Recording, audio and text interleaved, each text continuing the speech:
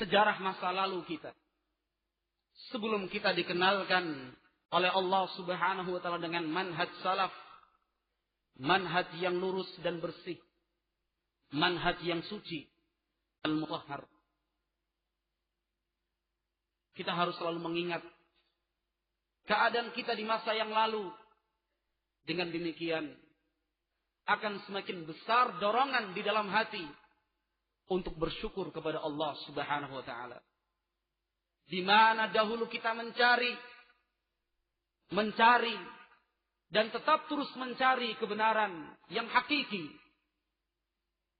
Perjalanan waktu, jarak yang jauh kita tempuh demi mendapatkan kelezatan yang disebutkan oleh Rasulullah sallallahu alaihi wasallam di dalam hadis yang sahih diriwayatkan oleh Al-Imam Al-Bukhari dan Muslim di dalam As-Sahihain dari sahabat Anas bin Malik radhiyallahu taala anhu. Kata Rasulullah sallallahu alaihi wasallam, "Salatun man kunna fihi wajada bihinna halawatal iman. An yakuna Allah wa rasuluhu ahabba ilaihi mimma siwahuma. Wa an yuhibbal mar'a la yuhibbuhu illa lillah. Wa an yakraha an yauda ilal kufri ba'da idh anqadahu Allah. Kama yakrah an yulqa finnar." Ikhwatal iman, saudaraku seiman dan seislam. Rasulullah sallallahu alaihi wasallam di dalam hadis ini menyatakan, barang siapa yang bisa menggabungkan 3 perangai, barang siapa yang bisa mengumpulkan 3 sifat di dalam dirinya, dia akan merasakan lezatnya iman. Keimanan itu ada rasanya. Ada sebuah kelezatan yang hakiki, mengalahkan semua jenis kelezatan yang ada di atas muka bumi. Kata Rasulullah sallallahu alaihi wasallam, lezatnya iman itu hanyalah akan dirasakan oleh seorang hamba yang mencintai Allah dan Rasulnya. Kecintaan dia kepada Allah dan Rasulnya mengalahkan kecintaan dia kepada selain Allah dan Rasulnya. Ketika berbenturan antara cintanya kepada Allah atau cintanya dia kepada Rasulullah sallallahu alaihi wasallam berbenturan dengan cinta dia kepada selain Allah dan Rasulnya, dia dahulukan cintanya kepada Allah dan Rasulnya. Adapun sifat yang kedua, kata Rasulullah sallallahu alaihi wasallam, dia mencintai orang dan rasa cintanya dia kepada orang tersebut dibangun di atas kecintaan kepada Allah Subhanahu wa taala, bukan didasarkan kecintaan duniawiyah atau hanya berdasarkan garis keturunan satu darah, tetapi cintanya dia kepada orang tersebut karena Allah Subhanahu wa taala. Dan dia benci, kata Rasulullah sallallahu alaihi wasallam, dia benci untuk kembali kepada masa lalunya, masa-masa kekufuran, kata Rasulullah sallallahu alaihi wasallam, masa-masa kegelapan. Dia benci untuk kembali pada masa-masa di mana dia jauh dari Allah, jauh dari Rasulullah sallallahu alaihi wasallam, jauh dari ketaatan dan ibadah. Dia benci kembali seperti masa lalunya. Sebagaimana dia tidak senang apabila dilemparkan di atas kobaran api yang panas dan membakar. Ikhwatal iman, ikhwatal Islam, yang seperti ini telah terjadi di zaman Rasulullah sallallahu alaihi wasallam sebelum beliau diutus sebagai seorang rasul, sebagai rahmatan lil alamin. Al-Imam Al-Hakim di dalam Al-Mustadrak, demikian juga para a'immah yang lain menyebutkan sebuah hadis dari sahabat yang mulia Zaid bin Harithah radhiyallahu ta'ala anhu. Di dalam hadis yang begitu panjang ini, Zaid bin Harithah mengkisahkan kepada kita sebuah perjalanan yang ditempuh oleh Rasulullah sallallahu alaihi wasallam dan Zaid bin Harithah sebelum beliau diangkat sebagai seorang rasul. Sebelum beliau diangkat sebagai seorang nabi. Rasulullah sallallahu alaihi wasallam Nabi Muhammad bertemu di suatu tempat dengan seseorang yang bernama Zaid bin Amr bin Nufail. Zaid bin Amr bin Nufail adalah ayah kandung dari Sa'id bin Zaid, salah seorang sahabat Nabi yang disebutkan oleh Rasul dalam satu hadis termasuk 10 orang sahabat yang mendapatkan kabar gembira masuk ke dalam jannatullah, surga Allah Subhanahu wa taala. Rasulullah bertemu dengan ayahnya yang bernama Zaid bin Amr bin Nufail. Fahayya ahaduhumal akhar bitahiyyatil jahiliyah. Satu sama lain mengucapkan salam perjumpaan, saling mendoakan satu dan keduanya. Kemudian Rasulullah sallallahu alaihi wasallam yang ketika itu belum diangkat sebagai seorang nabi dan rasul bertanya kepada Zaid bin Amr bin Nufail, "Mali ara qaumaka syannafuk." Kata Nabi Muhammad ketika itu, "Wahai Zaid, mengapa aku menyaksikan kaummu, yaitu orang-orang Quraisy, membencimu? Aku lihat kenyataan engkau dibenci oleh orang-orang Quraisy, dijauhkan dan dikucilkan dari pergaulan. Apa sebabnya?" Kemudian Zaid bin Amr bin Nufail menjawab, "Wallahi, inna dzalika litaghayyurin tha'iratin kanat minni ilaihim walakinni arahum ala dhalalah." Kata Zaid bin Amr, yang menyebabkan mereka membenciku, mereka mengucilkan diriku, adalah karena terjadinya perubahan antara hubunganku dengan mereka. Karena aku ya Muhammad berkeyakinan mereka semua berada di atas kesesatan. Berada di atas kesesatan. Fitrah yang lurus, hati yang bersih, jiwa yang suci mengantarkan Zaid bin Amr bin Nufail membenci kesesatan. Membenci kesesatan dan kejahatan yang dilakukan oleh kaumnya. Padahal ketika itu Nabi Muhammad alaihi salam belum diutus sebagai seorang rasul. Hatinya memberontak ketika melihat masyarakatnya melanggar hak-hak Allah Subhanahu wa taala, melakukan perbuatan-perbuatan yang tercela dan jauh dari sifat-sifat yang mulia, memberontak. Kemudian kata Zaid bin Amr bin Nufail kepada Rasulullah sallallahu alaihi wasallam, "Fa kharajtu abtaghi hadha ad-din hatta qadimtu ala ahbar Yathrib fawajadtuhum ya'buduna Allah wa yusyrikuna bih." Karena saya melihat kesesatan yang dilakukan oleh kaumku, maka aku pun pergi meninggalkan Mekah, meninggalkan kaumku untuk mencari agama yang bisa menyejukkan hatiku. Aku ingin mencari sebuah agama yang lurus, ajaran yang benar-benar dibimbing oleh Allah Subhanahu wa taala. Ini yang aku cari, kata Zaid bin Amr bin Nufail. Hingga perjalananku berhenti di Yathrib. Ketika aku bertemu dengan beberapa pendeta dari agama Yahudi, aku ingin mencari sebuah agama yang lurus dari mereka. Tetapi kenyataannya, kata Zaid bin Amr bin Nufail, para pendeta-pendeta Yahudi, mereka memang beribadah kepada Allah, tetapi sekaligus mereka berbuat syirik, mempersekutukan Allah Subhanahu wa taala. Kata Zaid bin Amr bin Nufail, "Ma hadza bid-din alladhi abtaghi." Demi Allah, setelah aku menyaksikan sendiri agama yang dianut orang-orang Yahudi, aku mengatakan, demi Allah, Agama ini bukan agama yang aku cari. Karena sama dengan agama yang dianut oleh orang-orang kuffar Quraisy.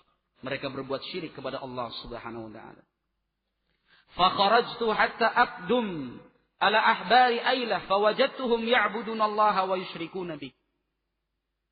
Karena saya tidak puas dengan apa yang saya cari di negeri Yatsrib, maka saya melanjutkan perjalanan sampai ke sebuah negeri yang bernama Ailah, mendekati daerah Iran. Ternyata aku pun mendapatkan orang-orang yang dianggap alim, orang-orang yang senang beribadah, ternyata mereka pun terjatuh di dalam kesyirikan. Fama hadad din billadzi abtaghi, demi Allah, bukan ini agama yang aku cari. Bukan. Subhanallah, maha suci Allah yang memberikan hidayah kepada hamba yang dikehendakinya. Man yahdillahu fala mudhillalah. Barang siapa yang diberikan hidayah oleh Allah, maka tidak ada seorang pun yang bisa menyesatkannya. Kemudian di tempat itu aku bertemu dengan seorang pendeta dari Syam. Kemudian pendeta tersebut bertanya kepadaku, innaka tas'alu an dinin ma na'lamu ahadan ya'budullaha bihi illa syaikhan bil jazirah. Engkau ini orang aneh.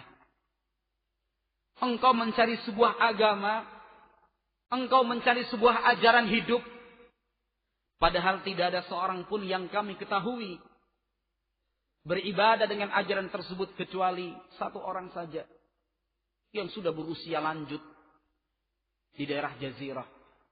Artinya di Mekah dan sekitarnya. Agama yang engkau cari tidak ada lagi di atas muka bumi ini. Zaman dahulu, beberapa waktu sebelum Nabi Muhammad SAW diutus, tidak ada lagi yang beribadah ikhlas kepada Allah, tidak mencampurkannya dengan kesyirikan, kecuali satu orang saja di Jazirah. Demi mendapatkan berita yang menggembirakan ini, fa kharajtu hatta qadimtu ilaihi fa akhbartuhu alladhi kharajtu lah. Maka aku pun pergi mencari orang tua yang telah berusia lanjut yang dikatakan oleh pendeta dari Syam tersebut. Lalu aku ceritakan kepadanya perjalananku. Kemudian kata orang tua tersebut, inna kulla man ra'aitahu fi dhalalatin innaka tas'alu an dinin huwa dinullah wa dinu malaikatihi wa qad kharaja fi ardika nabiyyun aw huwa kharijun yad'u ilayhi irji' ilayhi wa saddiqhu wattabi'hu wa amin bima ja'a bih. Faraja'tu falam uhsin syai'an ba'du. Setelah bertemu dengan orang tua itu dan diceritakan kisah perjalanan latar belakangnya, kata orang tua tersebut, sesungguhnya setiap orang yang telah engkau jumpai, mereka berada di atas kesesatan. Engkau bertanya tentang sebuah agama, yaitu agama Allah dan agama para malaikatnya. Ketahuilah, sungguh telah keluar dari negerimu sendiri, telah keluar dari negerimu sendiri seorang nabi, atau sebentar lagi dia akan keluar. Nabi itu akan mengajak manusia kepada agama yang sedang engkau cari. Maka kembalilah engkau ke negerimu. Benarkan dia, ikuti dia, dan berimanlah dengan ajaran yang dia bawa. Kemudian Zaid bin Amr bin Nufail kembali dan bertemu dengan Rasulullah SAW di tempat tersebut. Ma'asyiral muslimin rahimani wa rahimakumullah, rahimani wa rahimakumullah. Sebuah perjalanan yang cukup panjang untuk mencari hidayah. Karena hati yang gelisah, hati Zaid bin Amr bin Nufail gelisah menyaksikan kebejatan moral, akhlak dan perilaku orang-orang yang ada di sekitarnya, menuntun dia untuk mencari jalan yang lurus, mengharapkan petunjuk dan hidayah dari Allah Subhanahu wa taala. Kemudian beliau meninggal dunia sebelum Nabi Muhammad alaihi salam diangkat sebagai seorang rasul. Beliau meninggal dunia sebelum Nabi Muhammad alaihi salam diangkat sebagai seorang rasul. Lalu Nabi Muhammad alaihi salatu wassalam di akhir hadis menyatakan, ya'ti yaumal qiyamati ummatan wahdahu. Kelak pada hari kiamat, Zaid bin Amr bin Nufail akan dibangkitkan oleh Allah sebagai satu umat tersendiri. Subhanallah. Sebuah keistimewaan. Sebuah keistimewaan. Satu orang dibangkitkan oleh Allah Subhanahu wa taala pada hari kiamat sebagai satu umat. Mengapa ya ikhwan? Karena dia mencari kebenaran yang hakiki. Walladzina jahadu fina lanahdiyannahum subulana. Dan orang-orang yang bersungguh-sungguh untuk mencari, bersungguh-sungguh untuk mencari hidayah dari Allah, mencari ridha dari Allah Subhanahu wa taala, lanahdiyannahum subulana. Sungguh dan sungguh akan kami berikan petunjuk untuk mereka menempuh jalan yang lurus dari kami. Na'am ma'asyiral muslimin rahimani wa rahimakumullah. Demikian juga yang dialami oleh sekian banyak sahabat Nabi ridwanullah alaihim ajmain. Hati mereka gelisah, jiwa mereka memberontak demi melihat kemaksiatan, dosa, kesyirikan dilakukan oleh sebagian besar manusia, akhlak yang tercela, perilaku yang tidak terpuji, tetapi hati mereka yang lurus, bersih, di atas fitrah, membawa mereka untuk mencari kebaikan dan kebenaran. Ketika sebagian kaum muslimin, yaitu para sahabat, harus meninggalkan tanah kelahiran mereka, berpisah dengan orang-orang yang mereka cintai, meninggalkan harta benda mereka demi melaksanakan perintah Nabi Muhammad alaihi salam, hijrah ke Habasyah. Hijrah ke Habasyah. Apakah syaitan dan bala tentaranya ridha dengan keinginan baik yang semacam ini? Tidak. Kalla wallah. Siapapun di antara kita, saya, engkau, kami, ataupun mereka, apabila menginginkan kebaikan demi Allah, syaitan akan menghalang-halanginya. Syaitan akan menghalang-halanginya. Syaitan dalam bentuk jin, ataukah syaitan dalam bentuk manusia. Segala macam bentuk jalan kebaikan dihalang-halangi. Tetapi siapa yang benar-benar jujur, yang memang benar-benar ingin mencari kebenaran, pasti mendapatkannya. Keberangkatan sebagian sahabat menuju Habasyah ternyata tidak menjadikan orang-orang Quraisy senang. Maka mereka mengutus utusan menjumpai Raja Najasyi, Raja Habasyah Ethiopia ketika itu. Raja yang beragama Nasrani, untuk memfitnah sebagian sahabat ini dengan tujuan akhir mengembalikan mereka ke kota Mekah. Tetapi yang ingin kita bicarakan di malam hari ini adalah sebab keberangkatan mereka meninggalkan kota Mekah dan mengapa mereka mengikuti ajaran Nabi Muhammad alaihi salatu wassalam. Di hadapan Raja Najasyi dan di hadapan utusan dari Quraisy, demikian juga para pendeta-pendeta Nasrani, Raja Najasyi mengajukan sebuah pertanyaan kepada utusan kaum muslimin dengan juru bicara mereka, Ja'far bin Abi Thalib radhiyallahu ta'ala anhu. Apakah benar yang dituduhkan oleh mereka kepada kalian? Maka Ja'far bin Abi Thalib menyatakan, ayyuhal malik, wahai baginda raja, kunna qauman ahla jahiliyatin na'budul asnam, wa na'kulul maitah, wa na'til fawahish, wa naqta'ul arham, wa nusi'ul jiwar, ya'kulul qawiyyu minna dha'if, fakunna ala dhalika hatta ba'adallahu ilayna rasulan minna. Kata Ja'far bin Abi Thalib, wahai baginda raja, kami ini dahulu berasal dari sebuah masyarakat jahiliyah. Kami beribadah dan menyembah kepada patung berhala. Kami makan dan menghalalkan bangkai. Kami melakukan perbuatan-perbuatan keji dan melampaui batas. Kami adalah orang-orang yang senang memutuskan tali silaturahmi. Kami adalah orang-orang yang selalu berbuat buruk, mengganggu tetangga.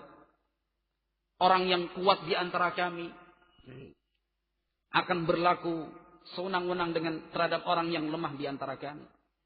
Ini keadaan kami, wahai raja, dahulu.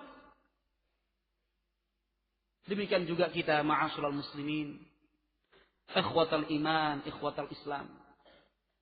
Bagaimanakah keadaan kita dahulu sebelum kita dituntun oleh Allah Subhanahu wa taala mengenal manhaj yang lurus ini? Entah berapa banyak kewajiban kita tinggalkan. Maksiat dan dosa kita lakukan. Ini dahulu. Ini dahulu. Kemudian kata Ja'far bin Abi Thalib, "Fakunna 'ala dzalika hatta ba'atha Allahu ilaina rasulan minna na'rifu nasabahu wa sidqahu wa amanatahu wa 'afafah, fada'ana ila Allah linuwahhidah wa na'budahu wa nakhla'a ma kunna na'budu nahnu wa aba'una min dunihi min al-hijarati wal awthan wa amarna bisidqil hadith wa ada'il amanati wa silatir rahim wa husnil jiwari wal kaffi 'anil maharim wad dima' wa nahana 'anil fawahish wa qawliz zur wa akli malil yatim wa qadfil muhsanah wa amarna an na'budallaha wahdahu wa la nusyrika bihi syai'an wa amarna bis salati waz zakati was siyam." Qala fa'addada alaihi umural Islam. Kemudian wahai raja, setelah Anda mengerti keadaan kami dahulu, maka Allah Subhanahu wa taala mengutus untuk kami seorang rasul yang kami kenal nasabnya, yang kami ketahui kejujuran dan sifat amanahnya serta sifat iffahnya. Rasul itu mengajak kami kepada Allah untuk ditauhidkan. Rasul itu mengajak kami untuk beribadah kepada Allah dan meninggalkan semua peribadahan kepada selain Allah. Peribadahan dan sembahan kepada batu, patung dan berhala. Nabi itu memerintahkan kami untuk jujur di dalam berbicara, melaksanakan dan menunaikan amanah, menyambung tali silaturahmi, berbuat baik dengan tetangga, menahan diri dari perbuatan-perbuatan yang haram, terlebih lagi yang berkaitan dengan darah. Nabi itu melarang kami dari perbuatan-perbuatan yang keji, dari ucapan yang dusta, makan dari harta anak yang yatim. Demikian juga menuduh wanita yang suci. Dan dia perintahkan kami untuk beribadah kepada Allah Subhanahu wa taala dan tidak mensekutukannya. Dia perintahkan kami untuk salat, zakat dan puasa. Hingga Ja'far bin Abi Thalib memberikan contoh-contoh yang lain dari syariat Islam. Ikhwatal iman, kemudian Ja'far bin Abi Thalib menyatakan fasaddaqnahu wa amanna bihi wattaba'nahu ala ma jaa'a bihi.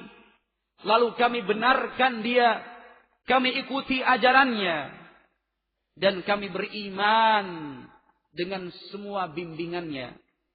Fa'abadna Allah wahdah falam nusyrik bihi syai'an wa harramna ma hurrima 'alaina wa ahlalna ma uhilla lana fa'ada 'alaina qaumuna fa'adzabuna wa fatanuna 'an dinina liyarudduna ila ibadatil awthan min ibadatillah wa an nastahilla ma kunna nastahillu minal khaba'ith. فلما قهرونا وظلمونا وشقوا علينا وحالوا بيننا وبين ديننا خرجنا إلى بلدك واخترناك على من سواك ورغبنا في جوارك ورجونا أن لا نظلم عندك أيها الملك.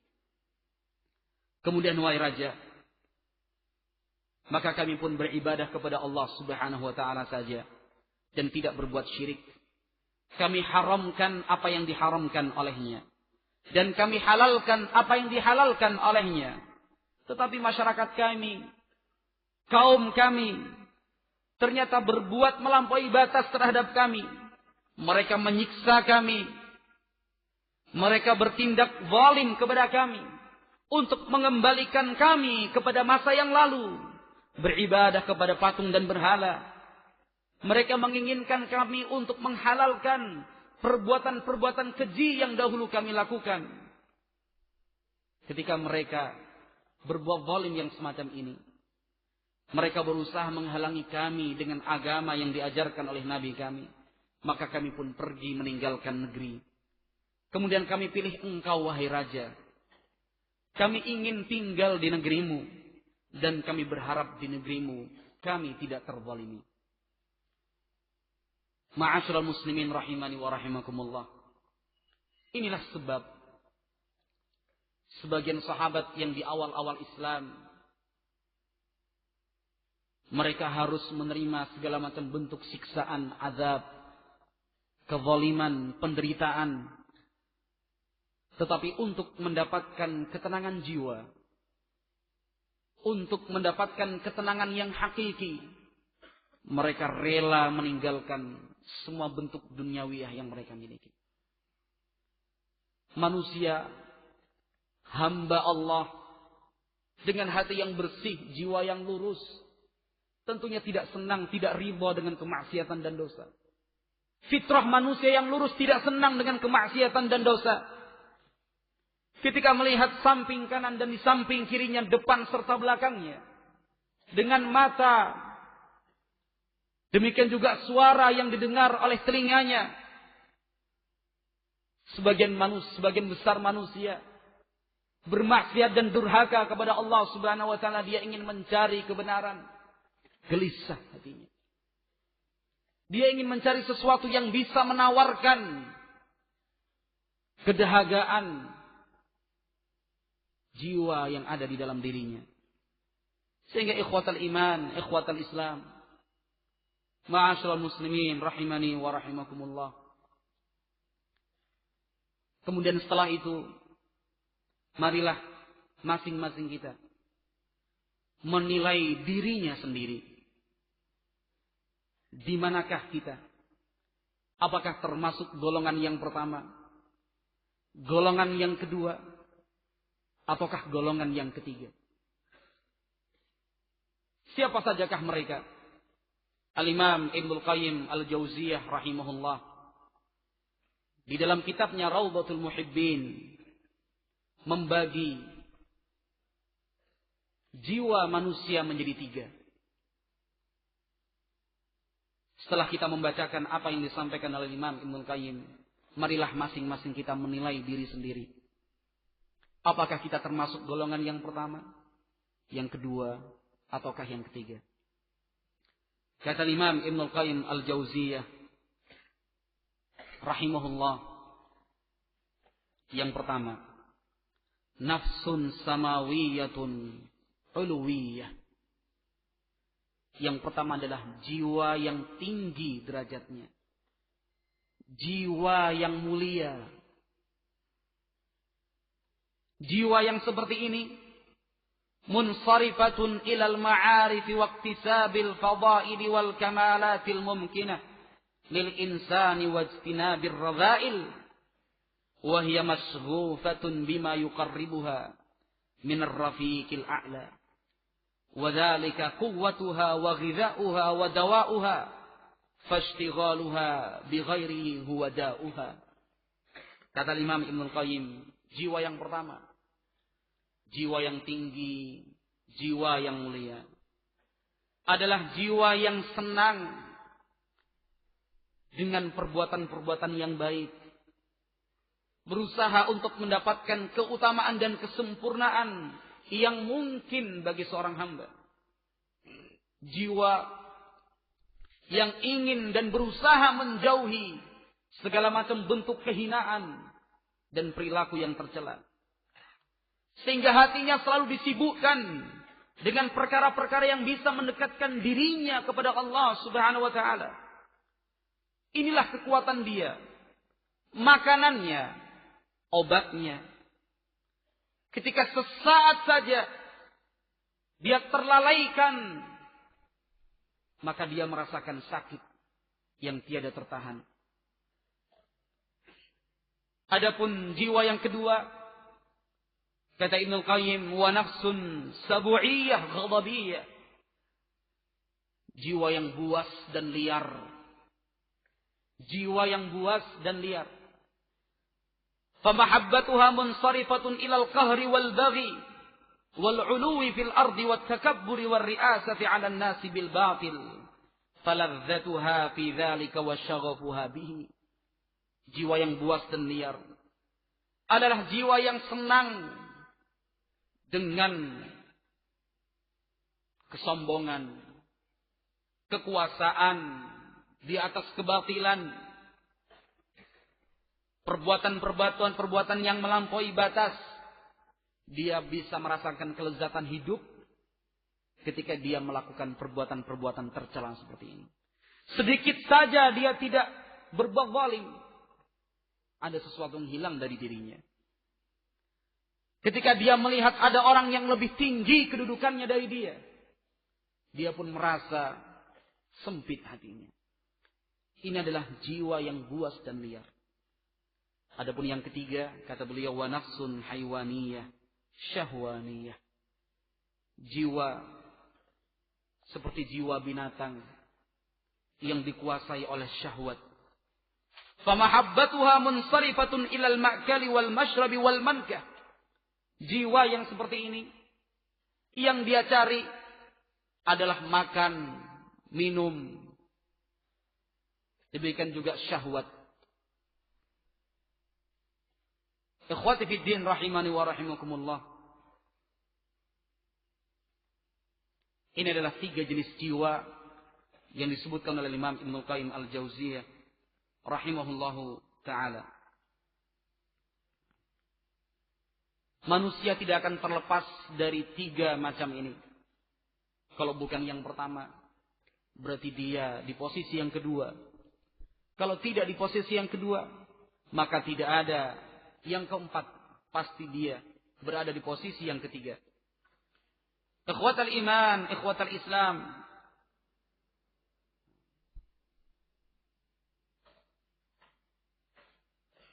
Untuk orang-orang yang memiliki jiwa yang pertama ini, jiwa yang tinggi dan mulia, maka para malaikat Allah Subhanahu wa ta'ala adalah penolong dan pembelanya di dunia. Orang yang punya jiwa mulia, jiwa yang tinggi, maka para malaikat Allah Subhanahu wa ta'ala adalah penolong dan pembelanya di dunia dan di akhirat. Allah berfirman dalam surat Fussilat ayat 30 hingga 32.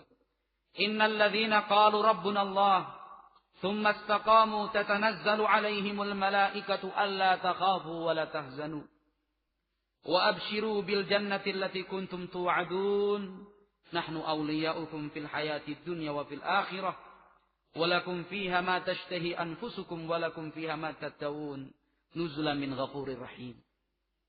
Allahu jalla jalaluhu dalam ayat-ayat ini menyatakan, sesungguhnya orang-orang yang mengatakan Rabb kami adalah Allah, kemudian mereka istiqamah. Ketika mereka diwafatkan Allah, para malaikat akan turun untuk menjumpai mereka, menyampaikan kata-kata yang menyejukkan hati. Jangan kalian takut, jangan kalian bersedih, bergembiralah kalian dengan surga yang telah dijanjikan untuk kalian.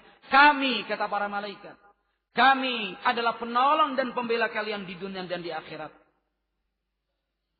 Maka alangkah berbahagianya seorang hamba dengan jiwa yang mulia, jiwa yang tinggi.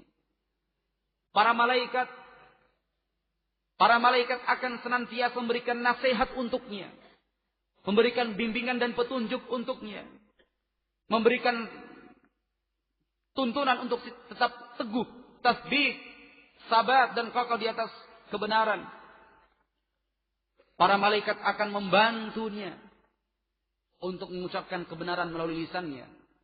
Para malaikat akan membelanya ketika dia diganggu dan diserang oleh musuhnya. Para malaikat akan memintakan ampun untuknya ketika dia terjatuh dalam kesalahan. Siapa yang tidak menginginkan kedudukan seperti ini? Para malaikat Allah Subhanahu wa ta'ala yang akan membantu. Tentunya kita ingin Ketika kita terjatuh dalam kesalahan, segera malaikat memintakan ampun untuk kita. Ketika kita diganggu oleh musuh, para malaikat yang akan mengusir musuh itu. Ketika kita akan berbicara, malaikat akan membantu kita mengucapkan dan menyampaikan kebenaran. Ketika kita terlupa, para malaikat yang akan mengingatkan. Ketika kita bersedih, para malaikat akan membahagiakan. Ketika kita muncul rasa takut di dalam hati, para malaikat akan memberikan ketenangan di dalam hati. Ketika kita tertidur, para malaikat akan membangunkan kita untuk salat dan beribadah. Siapa yang tidak ingin dengan keadaan yang seperti ini? Keadaan di mana kita akan tetap terus dihasung. Tetap terus mendapatkan sebuah motivasi yang besar untuk membenarkan janji-janji Allah Subhanahu wa taala. Ketika ada sedikit keinginan kita untuk berpaling dari jalan Allah, mencari kehidupan duniawiyah yang fana, yang melalaikan kita dari Allah Subhanahu wa taala, para malaikat akan mengingatkan kita. Sehingga ikhwatal iman, dari ayat ini ditafsirkan oleh Imam Ibnu Qayyim Al-Jauziyah, para malaikat adalah teman kita dikala kita sendiri, guru dan pengajar kita, dan menenangkan kita, yang akan mengajak kita kepada kebaikan, memperingatkan kita dari keburukan, memintakan ampun tatkala kita terjatuh dalam kesalahan, selalu mendoakan kebaikan untuk kita. Adapun jenis jiwa yang kedua, maka syaitan adalah pembela dan penolongnya, yang mengeluarkan mereka dari cahaya menuju kegelapan. Allah Subhanahu wa taala berfirman dalam surat An-Nahl ayat 63. Tallahi laqad arsalna ila umamin min qablik fazayyana lahumus syaitanu a'malahum fahuwa waliyuhumul yawm. Demi Allah, sungguh kami telah mengutus untuk umat-umat sebelummu. Kemudian syaitan menjadikan indah perbuatan dan amalan mereka. Maka syaitan adalah wali mereka, penolong dan pembela mereka pada hari ini. Allah Subhanahu wa taala berfirman dalam surat An-Nisa ayat 118 hingga 120. "Wa man yattakhidz syaitana waliyan min dunillah faqad khasira khusranan mubina ya'iduhum wa yumannihim wa ma ya'iduhumul syaitanu illa ghurura." Barang siapa yang menjadikan syaitan sebagai wali, teman dekat selain Allah, maka sungguh dia telah merugi dengan kerugian yang nyata. Syaitan memberikan janji, memberikan iming-iming, hayalan dan angan-angan. Padahal apa yang dijanjikan syaitan untuk mereka tidak lain dan tidak bukan hanyalah sebuah tipuan belaka. Sehingga syaitan dengan orang-orang yang memiliki jiwa kedua, jiwa yang buas dan liar tadi, ada kemiripan dan kecocokan. Syaitan akan mengajak dia untuk berbuat maksiat dan dosa. Syaitan akan menjadikan perbuatan-perbuatan buruk menjadi indah di matanya. Sebuah kemaksiatan, dosa yang dilakukan, yang merupakan suatu perbuatan yang buruk menjadi indah. Tatkala sendiri, tiada orang yang melihat. Ketika dia merasa aman dari pandangan dan penglihatan orang lain. Ketika dia terlupa dari pandangan dan penglihatan Allah. Ketika dia berbuat dosa di tempat itu, di waktu itu. Ketika hatinya benar-benar terlupakan dari Allah Subhanahu wa taala. As-Sami' al-Basir. Perbuatan dosa yang dia lakukan seakan-akan indah. Seakan-akan indah. Syaitan membisikkan di dalam jiwanya, engkau pun masih punya kesempatan bertaubat. Engkau masih ada kesempatan untuk memperbaiki diri. Sesuatu yang haram dia lakukan, bahkan dia nikmati, bahkan dia rasakan ada kelezatan di dalamnya. padahal Allah Subhanahu wa taala mengharamkannya. Ini adalah ciri jiwa yang buas dan liar. Syaitan wa yuthqiluna 'alaiha ta'at akan berusaha untuk menjadikan amalan-amalan ketaatan berat untuk dilakukan olehnya. Perbuatan yang baik menjadi buruk. Syaitan akan menjadikan dia mudah untuk mengucapkan kalimat-kalimat yang kotor. Syaitan tidur bersama dia di siang ataupun di malam hari. Bahkan syaitan turut tinggal bersama dia di rumahnya, bersama anak-anak dan keluarganya. Makan dan minum bersama. Bukankah Rasulullah sallallahu alaihi wasallam menjelaskan demikian? Ketika seseorang masuk ke dalam rumah mengucapkan asma Allah, bismillah, maka syaitan mengatakan tidak ada tempat untuk menginap bagi kalian di malam hari ini, di rumah ini. Ucapan ini ditujukan kepada teman-temannya dari kalangan syaitan. Pergi. Ketika dia akan makan, menyantap hidangan makan malam, dia ucapkan bismillah, maka syaitan akan mengatakan, celaka. Malam ini kita tidak bisa makan bersama dengan mereka. Tidak ada makan malam buat kalian. Tetapi rumah yang ditempati dan ditinggali oleh orang-orang yang tidak mengenal ajaran Islam, ajaran yang sesungguhnya, keluar masuk tanpa membaca doa. Makan dan minum tanpa menyebut nama Allah Subhanahu wa taala. Syaitan turut bersama dengan dia. Rumahnya menjadi tempat tinggal syaitan. Makanannya dimakan syaitan. Minumannya pun demikian. Ikhwatal iman, ikhwatal Islam. Adapun jiwa yang ketiga adalah jiwa yang asbahul haywan. Jiwa yang dimiliki oleh orang yang mirip dengan hewan dan binatang. Maka jiwa mereka benar-benar rendah. Benar-benar hina. Yang menjadi target dan tujuan hidupnya adalah mencari makan dan minum, serta memuaskan syahwatnya. Tidak ada tujuan yang lain. Oleh karena itu marilah kita sama-sama, masing-masing kita menilai diri kita sendiri. Apakah benar kita termasuk golongan yang pertama, yang memiliki jiwa yang baik, yang mulia dan terpuji? Ataukah kita selama ini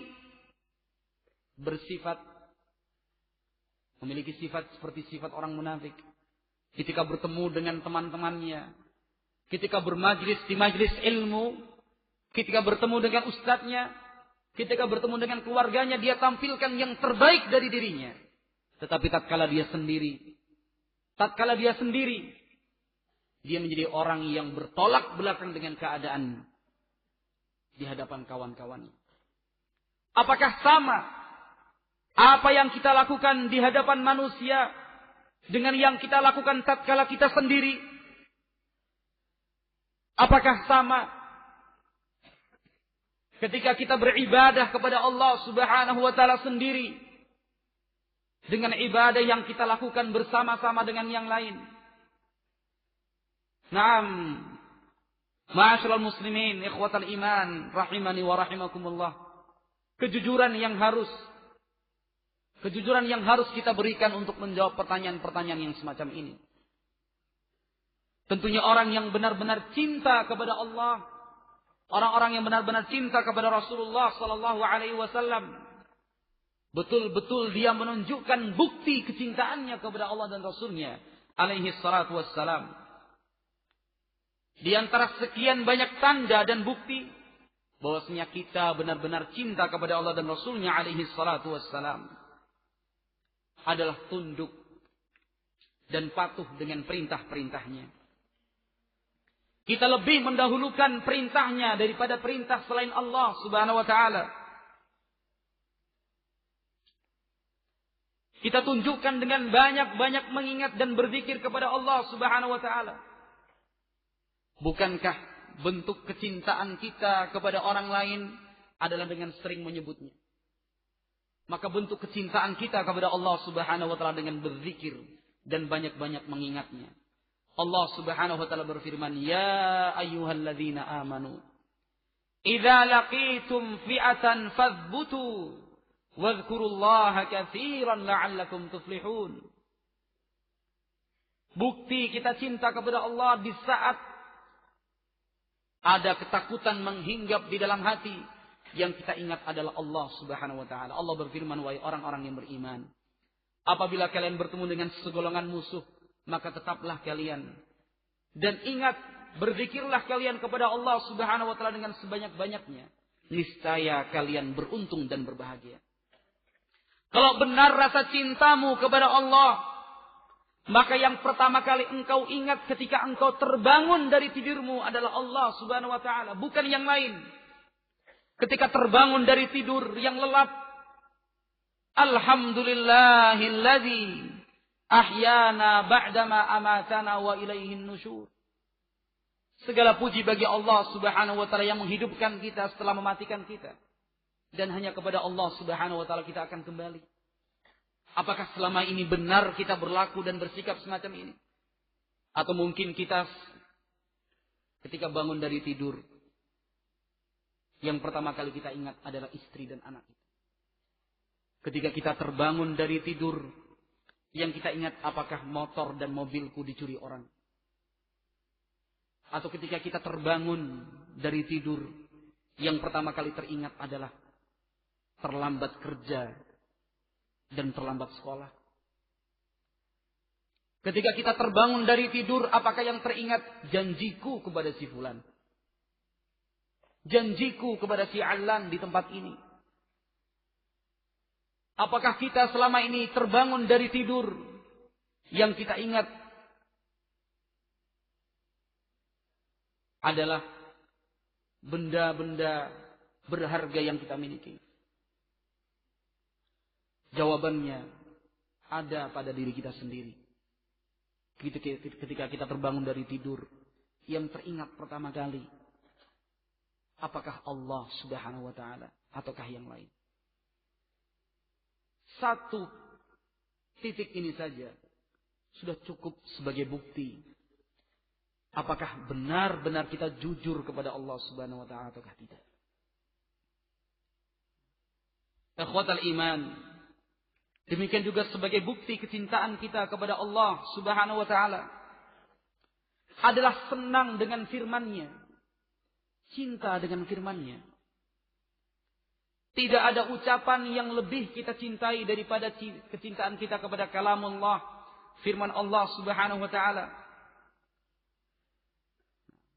Sehingga sebagian orang Arab menyatakan, al-muhibbun la syai'a aladza lahum wa liqulubihim min sama'i kalami mahbubihim. Kata mereka, orang yang mencintai, tidak ada yang lebih lezat untuknya dibandingkan mendengar ucapan dan suara orang yang dicintainya.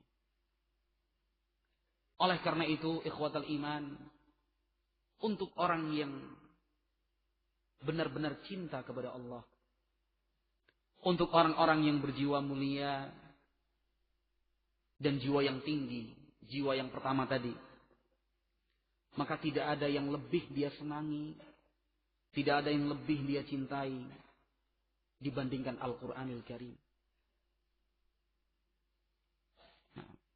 Wallahul musta'an. Marilah kita mengakui, marilah kita menyadari kekurangan kita selama ini, kesalahan kita selama ini.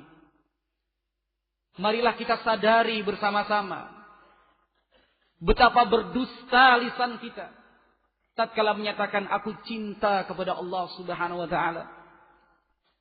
Al-Quran di hadapan kita, di sebelahnya majalah bola. Mana yang kita pilih? Majalah bola. Sahih Bukhari dan Sahih Muslim di hadapan kita. Sebuah novel cinta yang ditulis lulusan dari Universitas Al-Azhar Kairo. Mana yang dipilih? Ayat-ayat cinta atau ayat-ayat Allah? Ayat-ayat cinta. Dihadapkan kepada kita kitab-kitab para ulama. Di tempat yang sama. Koran dan majalah. Hasil pemilu. Caleg yang bunuh diri. Caleg yang gila. Atau timnas Inggris melawan timnas Indonesia. Di manakah ketertarikan kita untuk yang pertama kalinya? Al-Quran bisa di mana-mana. Tapi majalah ini di pondok nggak ada. Ustadz nggak boleh kita beli majalah seperti ini. Kesempatan. Apalagi tengok kanan tengok kiri nggak ada orang. Lihat temannya sama juga. Temanku juga senang bola. Kalau perlu minta izin Ustadz mau keluar. Kemana? Telepon orang tua. Ya boleh. Kesempatan. Sampai di wartel, Mas. Ada koran hari ini? Gak ada ya Mas. Kok gak beli? Ini termasuk bukti apakah kita benar-benar cinta kepada Allah ataukah tidak. Apakah kita benar-benar cinta kepada Rasulullah Sallallahu Alaihi Wasallam ataukah tidak? Dan ini berlaku untuk saya, untuk Anda, dan kita semua. Ketika kita dihadapkan antara Al-Quran dengan yang lain, manakah yang kita pilih? Ketika ada sebuah kaset, CD yang berisi murattal Al-Quran, sementara di tempat yang lain ada CD atau kaset yang lain. Mana yang kita pilih? Oleh karena itu Rasulullah Sallallahu Alaihi Wasallam menyatakan dalam hadis yang sahih dari sahabat Abdullah bin Mas'ud sebagai bukti bahwa cinta kita kepada Allah dibuktikan dengan kecintaan kita dengan firman-firmannya. Kata Ibnu Mas'ud, qala li Rasulullah sallallahu alaihi wasallam, "Iqra 'alayya." Kata Rasulullah, "Ya Ibnu Mas'ud, bacalah Al-Qur'an untukku." Kata Ibnu Mas'ud, "Aqra'u 'alaika wa 'alaika unzil?" Ya Rasulullah, apakah saya akan membacakan Al-Qur'an ini padahal engkaulah yang mendapatkan Al-Qur'an? Al-Qur'an ini diturunkan untukmu. Kata Rasulullah sallallahu alaihi wasallam, "Inni uhibbu an asma'ahu min ghairi." Sesungguhnya aku senang mendengarkan bacaan Al-Quran dari orang lain.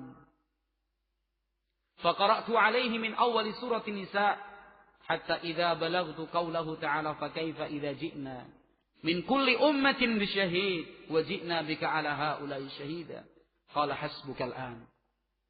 Maka aku bacakan Al-Quran dari awal surat An-Nisa sampai ayat ke-40 sampai di firman Allah, فَكَيْفَ إِذَا جِئْنَا مِنْ كُلِّ أُمَّةٍ بِشَهِيدٍ وَجِئْنَا بِكَ عَلَى هَؤُلَاءِ شَهِيدًا. Lalu bagaimanakah keadaanmu ya Muhammad?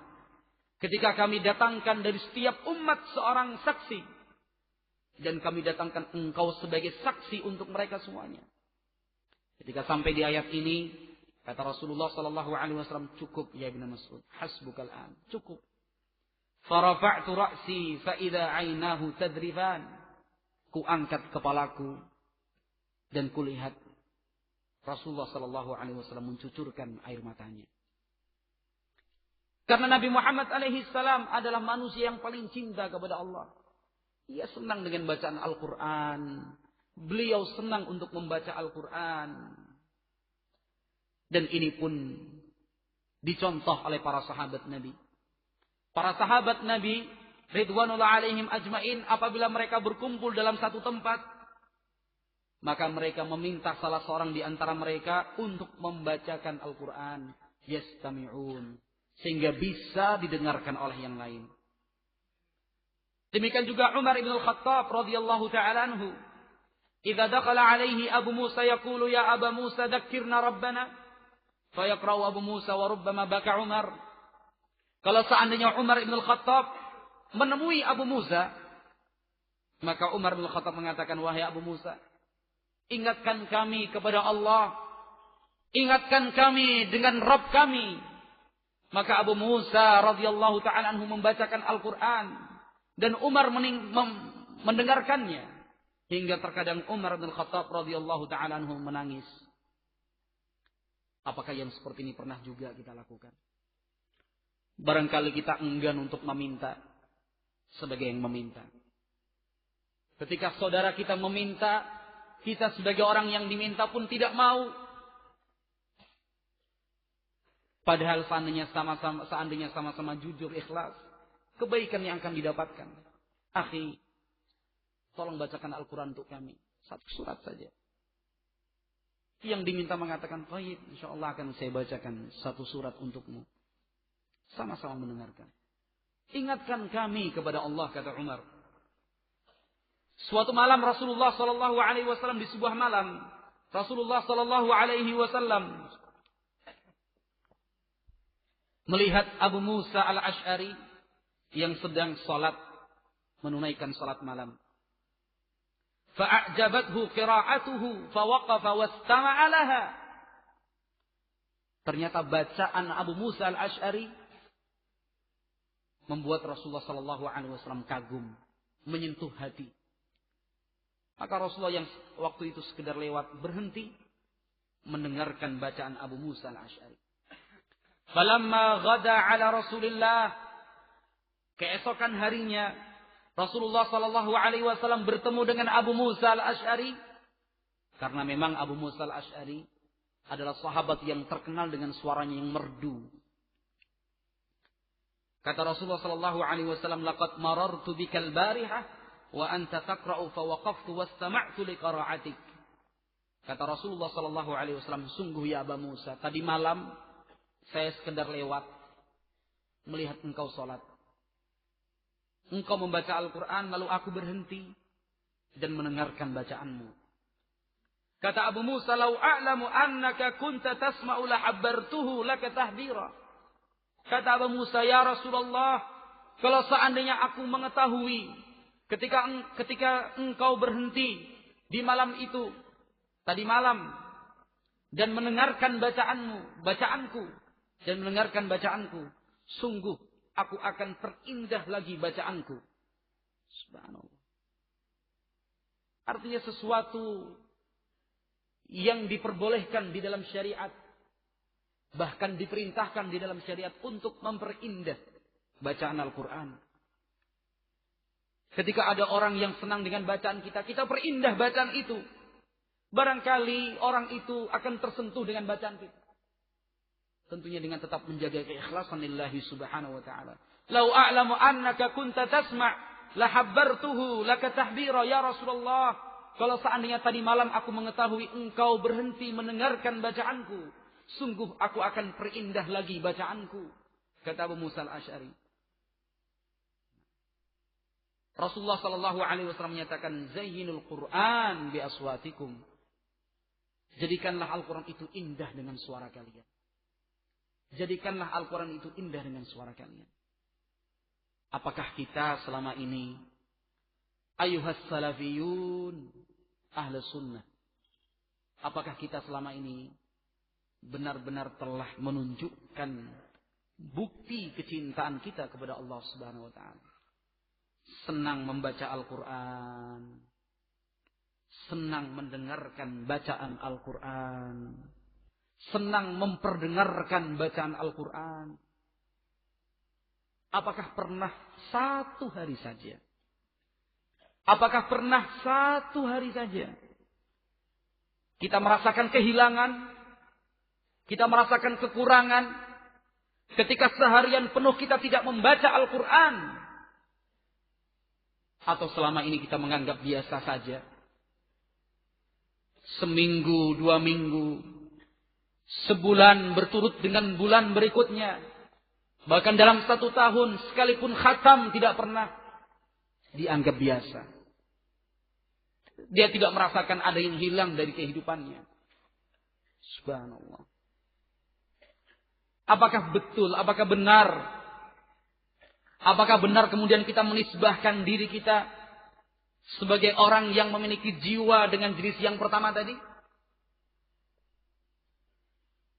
Apakah kita berani dengan jujur menyatakan bahwasanya jiwaku selama ini adalah jiwa yang buas dan liar? Apakah berani dengan jujur kita menyatakan selama ini jiwaku jauh dari kemuliaan dan ketinggian? Buktikan cintamu kepada Allah dengan senang membaca firman-Nya dan mendengarkan firman-firman-Nya. Ikhwatal iman, rahimani wa rahimakumullah. Demikian juga sebagai bukti kecintaan kita kepada Allah Subhanahu wa taala adalah al-isra'u ilaihi fis sair. Bergegas, tidak menunda kebaikan yang diperintahkan olehnya. Fastabiqul khairat, berlomba-lombalah kalian untuk berbuat kebaikan. Wasari'u ila maghfirati min rabbikum wa jannatin arduha ka'ardis sama'i wal ard. Bersegeralah kalian untuk menjemput, untuk meraih maghfirah, ampunan dan surga dari Allah yang luasnya seluas langit dan bumi. Apakah kita selama ini termasuk orang yang menunda-nunda? Nanti, kalau saya sudah lulus SMA, saya akan mondok. Nanti kalau sudah selesai kuliah, saya baru memperdalam agama. Nanti kalau saya sudah menikah lah, umur saya masih 20 tahun sekarang. Kapan haji ke Baitillahil Haram? Uangmu sudah cukup. Kalau saya haji, nanti usaha saya siapa yang melanjutkan? Saya belum mendapatkan orang yang bisa saya percaya. Kalau saya tinggal haji, pegawai saya ada yang berkhianat, gimana? Ditunda. Syaitan semuanya. Menunda-nunda terus, menunda terus.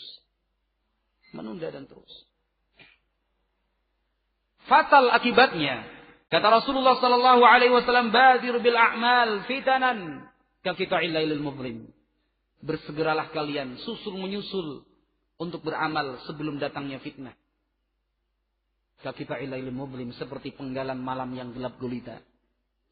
Orang yang menunda-nunda amalan saleh dan tidak bersegera berbuat baik, dikhawatirkan seperti yang dikatakan Rasul, yusbihur rajulu mu'minan wa yumsi kafiran wa yumsi mu'minan wa yusbihu kafiran.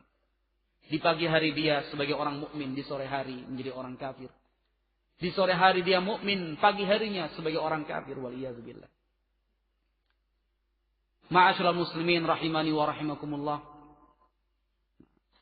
Maka tugas kita adalah mencari dan tetap terus mencari kebenaran hakiki, berusaha berlomba-lomba untuk menjadi yang terbaik di hadapan Allah Subhanahu wa taala. Menjadi hamba yang terbaik di hadapan Allah Subhanahu wa taala. Benar-benar mengikuti tuntunan Nabi Muhammad alaihi salatu wassalam, bertauhid, berilmu, berzikir kepada Allah Subhanahu wa taala. Dengan demikian semua macam bentuk kegelisahan akan sirna dari dalam hati. Segala macam bentuk kesempitan hidup berubah menjadi sebuah kelapangan. Orang yang bertauhid dan mengenal sunnah Nabi Muhammad alaihissalam, dia tidak akan pernah berkeluh kesah. Dia akan selalu bersikap qanaah, selalu berbahagia. Ketika dia mendapatkan musibah, dia bersabar. Ketika dia diberikan nikmat oleh Allah Subhanahu wa taala, dia bersyukur. Ketika dia terjatuh dalam dosa dan maksiat, dia beristighfar kepada Allah Subhanahu wa taala. Tugas kita yang berikutnya adalah menjaga hidayah ini agar tidak terlepas dari diri kita. Karena hidayah itu mahal ya akhi. Hidayah itu mahal. Tidak semua orang diberi hidayah oleh Allah Subhanahu wa taala. Jangan sampai kita kembali kepada masa lalu kita. Jangan berharap dan jangan berkeinginan untuk kembali kepada masa-masa yang lalu. Pegang kuat-kuat. Addu 'alaiha bin nawajib. Gigit kuat-kuat dengan gigi gerahammu. Ikutlah jejak Nabi Syuaib dan orang-orang yang bersama dengan beliau. Qalu ya Syuaib lanukhrijannaka. Mereka mengatakan, qala al-mala'u alladhina istakbaru min qaumihi lanukhrijannaka ya Syuaib walladzina amanu ma'aka min qaryatina aw la ta'udunna fi millatina. Qala awalau kunna karihin qad iftarayna 'ala Allahi kadhiban in udna fi millatikum ba'da id najjana Allahu minha. Orang-orang yang sombong dari kaum Nabi Syuaib mengatakan, ya Syuaib, sungguh akan kami usir engkau dari negeri ini. Akan kami usir engkau dan orang-orang yang beriman denganmu dari kampung kami. Kalau engkau tetap beriman. Tapi kalau engkau tidak ingin diusir, maka engkau harus kembali kepada agama kami. Kata Nabi Syuaib, apakah kami dipaksa oleh kalian? Sungguh kami akan berbuat dusta. Terjatuh dalam kedustaan seandainya kami kembali kepada agama kalian. Padahal Allah Subhanahu wa ta'ala telah selamatkan kami dari ajaran kesesatan agama kalian. Kita tidak rela apabila hidayah yang diberikan Allah Subhanahu wa ta'ala ini dicabut olehnya.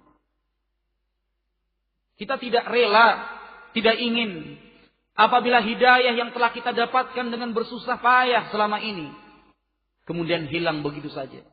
Kita jaga baik-baik. Kita syukuri dengan amalan saleh dan beribadah kepada Allah Subhanahu wa ta'ala. Alangkah beruntungnya golongan yang disebutkan Nabi Muhammad alaihi salam dalam hadis Abi Hurairah muttafaqun alaihi. Sab'atun yudhilluhumullah fi dhillihi yauma la dhilla illa dhilluh. 7 golongan yang akan mendapatkan naungan dari Allah pada hari di mana tidak ada naungan kecuali naungan darinya. Salah satunya adalah rajulun wa syabun nasha'a fi ibadatillah. Seorang pemuda yang tumbuh disibukkan dengan beribadah kepada Allah. Wa rajulun qalbuhu mu'allaqun bil masjid. Dan orang yang hatinya selalu terikat dengan masjid. Dia tidak ingin jauh dari masjid. Dia tidak ingin jauh dari ibadah kepada Allah Subhanahu wa ta'ala. Dia tidak ingin jauh dari Allah Subhanahu wa ta'ala. Wa rajulun dzakarallah fafadat 'ainah. Dan salah satu di antara 7 golongan tersebut adalah orang yang mengingat Allah Subhanahu wa ta'ala. Kemudian dia menangis bercucur air mata. Ma'asyiral muslimin rahimani wa rahimakumullah. Kita pilih sebuah waktu yang tepat. Entah di pagi hari, siang atau malamnya. Kita membayangkan seakan-akan di hadapan kita neraka Allah Subhanahu wa ta'ala. Kita bayangkan di hadapan kita surga Allah Subhanahu wa ta'ala.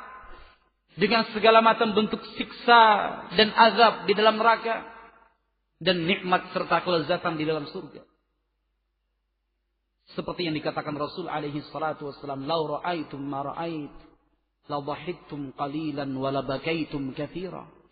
Kalau seandainya kalian bisa melihat apa yang aku lihat, tentu kalian akan jarang tertawa dan akan sering-sering menangis.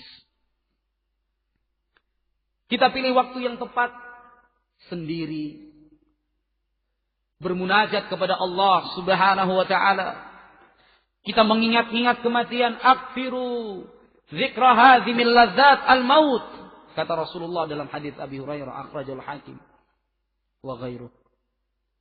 Banyak-banyaklah kalian mengingat kematian, yaitu yang memutuskan dan menghilangkan segala macam bentuk kelezatan. Kita introspeksi diri. Apakah selama ini kita termasuk orang-orang yang benar-benar mencari kebaikan? Apakah kita termasuk selama ini termasuk orang-orang yang benar-benar mencari kebenaran dan menempuh kebenaran tersebut?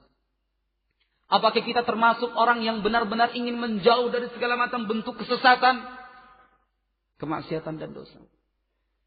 Ataukah kita selama ini termasuk hamba yang zalimun li nafsi, selalu berbuat zalim, terjatuh dalam dosa dan maksiat?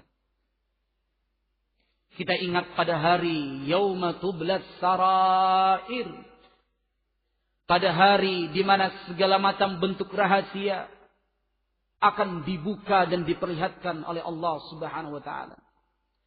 Kita ingat pada hari wa hussila ma fis sudur. Apa yang terpendam di dalam hati akan diperlihatkan. Wa badalahum minallahi ma lam yakunu yahtasibun. Akan tampak diperlihatkan kepada mereka sesuatu yang sama sekali tidak pernah mereka sangka. Dosa dan maksiat sekecil apapun akan diperlihatkan oleh Allah Subhanahu wa taala. Apakah kita termasuk orang yang mendapatkan catatan perbuatan dari arah kanan mengambil dengan tangan kanannya? Ataukah kita termasuk orang yang mengambil catatan amal dengan tangan kiri? Apakah kita termasuk orang yang berbahagia dengan surganya? Atau kita termasuk orang yang celaka dengan nerakanya? Apakah kita termasuk rombongan yang digiring menuju surga bersama orang-orang yang bertakwa yang lain? Wasiqal ladzina taqau ilal jannati zumara. Naam, ikhwati fid din rahimani wa rahimakumullah. Kita pilih waktu yang tepat di mana kita sendiri berdoa kepada Allah Subhanahu wa taala. Ya muqallibal qulub, tsabbit qalbi ala dinik. Wahai zat yang membolak-balikkan hati, teguhkan hatiku di atas jalanmu, di atas agamamu. Ya musarrifal qulub, sarrif qalbi ala ta'atik. Wahai zat yang membolak-balik dan mengatur hati, arahkan hatiku untuk berbuat taat kepadamu. Jangan pernah lepas dari lisan kita doa.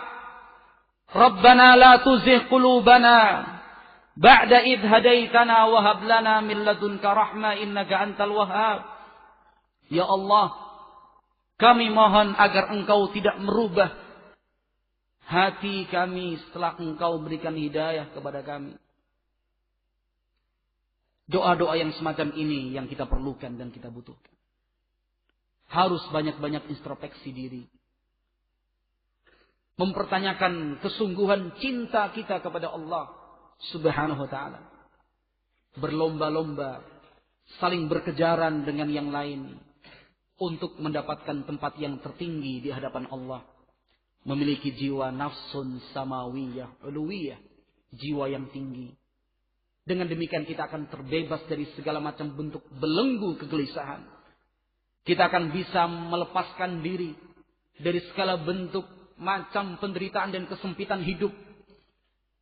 Seorang hamba yang dekat dengan Allah, seorang hamba yang selalu merasa cukup dengan yang diberikan Allah Subhanahu wa ta'ala adalah hamba yang berbahagia. Ma'asyiral muslimin rahimani wa rahimakumullah. Mudah-mudahan apa yang kita sampaikan di malam hari ini dapat memberikan manfaat yang sebesar-besarnya, terutama untuk saya sendiri. Demikian juga mudah-mudahan Allah Subhanahu wa ta'ala senantiasa memberikan karunia kepada kita dalam bentuk keikhlasan di dalam berucap dan beramal. Wallahu a'lam bishawab. Kita tutup dengan doa kafaratul majlis. Subhanakallahumma wa bihamdik asyhadu an la ilaha illa anta astaghfiruka wa atubu ilaik. Wassalamualaikum warahmatullahi wabarakatuh.